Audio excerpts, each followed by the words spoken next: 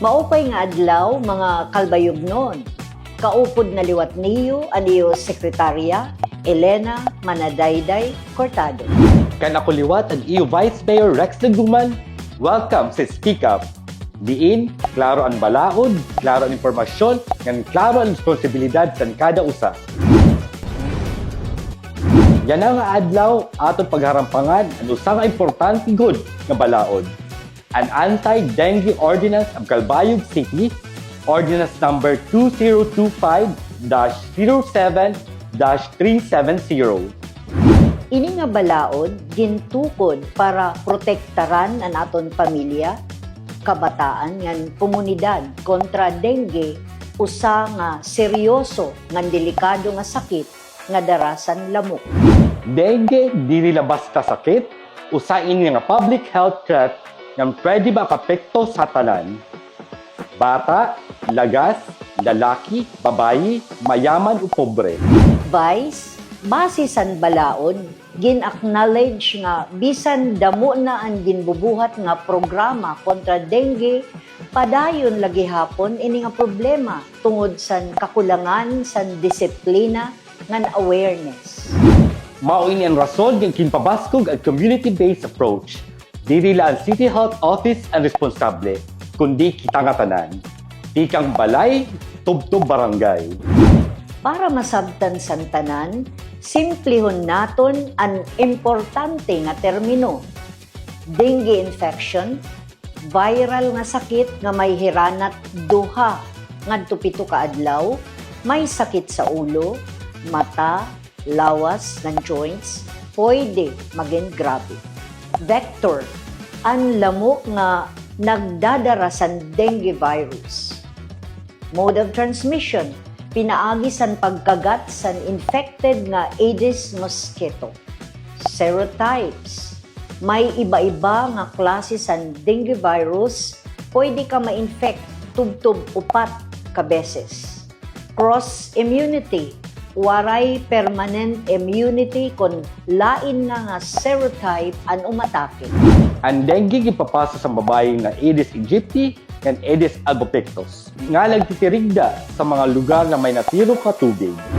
Diri ini diretsyo napapasa tikang tawo ngadto sa tawo, pero kung may dengue an usa, pwede niya ma-infect ang lamok nga nakakagat sa iya.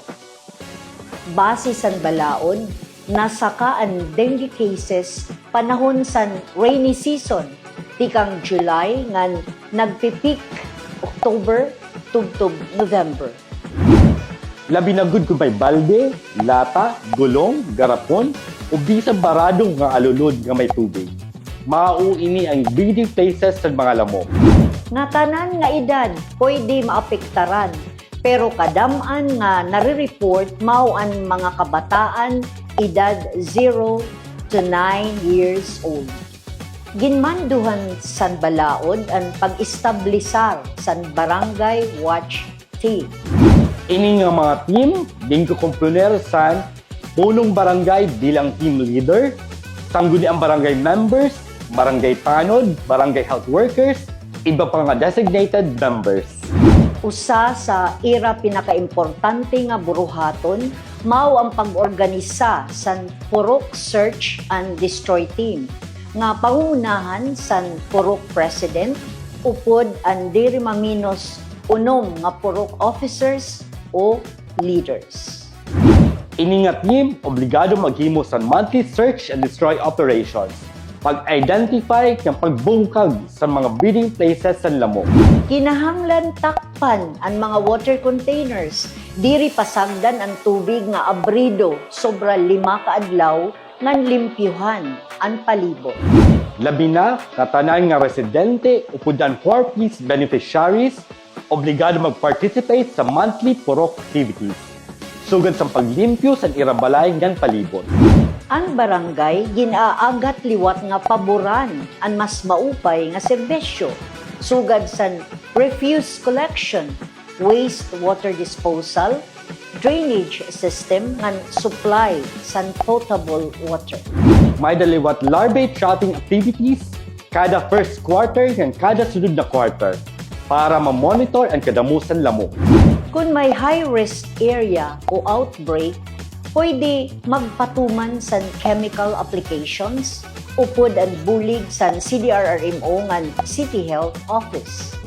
Obligado ang barangay nga dayon mag-report sa posible na dengue infection o kamatayon ngadto sa midwife, barangay health center, CDRRMO, CHO, nasa sa opisina sa City Mayor. Para sa komunidad, importante liwat nga magpa-check up dayon sa doctor kung may harumuhom sobra 2 ka adlaw, labi na kung may sintomas sugad sa sakit sa ulo, mata, lawas, pagsusuka, rashes o pagdudugo. Ginmanduhan liwat ang tanan, public ngan private schools nga maghimo sa Schools Dengue Task Force. Inig komponer sa school principal, school nurse o science teacher, selected grade 4 and 5 pupils, elementary, selected second year and third year students, high school. Ira buruhaton mao ang classroom information campaigns, pag-distribute sa IEC materials ngan pagpaigting sa source reduction sulod sa school premises. Gimbabawal ang pag-maintain sa mga butang na pwede maging breeding sites sa lamok, sugad sa uncovered water containers, uncovered garbage cans, earthen or clay jars, discarded cans, bottles, plastic cups, old tires na may tubig, baradong roof gutters, uncovered pits or excavation. May daliwat penalties.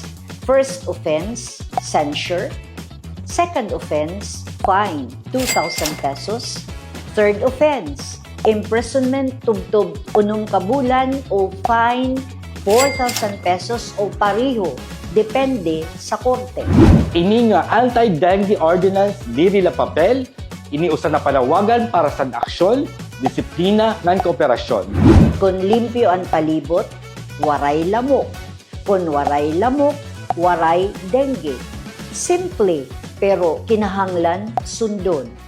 Magburublig kita, magbantay, maging responsable para sa malinaw, malusog, ng ligtas ng Calbayog City. Padayon kita mag-aram, magpakiana, ngan mag-speak up.